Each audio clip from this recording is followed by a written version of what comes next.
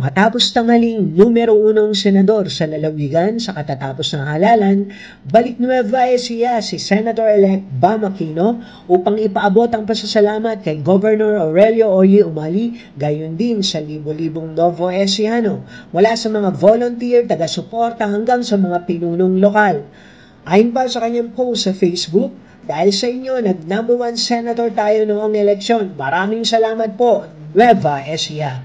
Sa mahigit 559,982 votes o 34.56% ng kabuang boto sa Nueva Ecija, si Senator Bam ang nanguna sa listahan ng mga senador at siya rin ang nagtala ng pinakamataas na boto sa buong Region 3, isa sa pinakamalaking rehiyon ng mga botante sa bansa.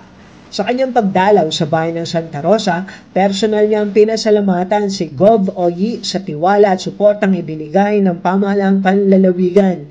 Sa maikling pag-uusap ng dalawang pinuno, natalakay ang ilang posibleng programang maaaring isulong para sa kapakanan ng mga Novo Eciano.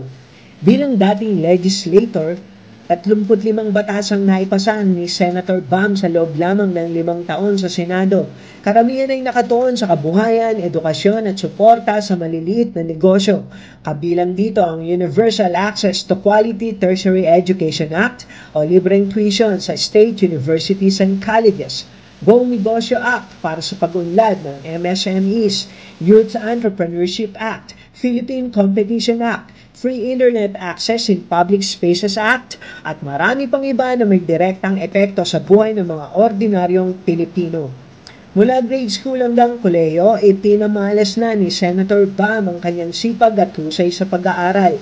Nagtapos siya ng BS Management Engineering sa Ateneo de Manila University bilang valedictorian at summa cum laude noong 1999. Valedictorian din siya noong high school at grade school. Para sa Balitang Nueva Ecija, Delphine Agustin, Ilaw, DWNE Teleradyo, ang inyong kakampi.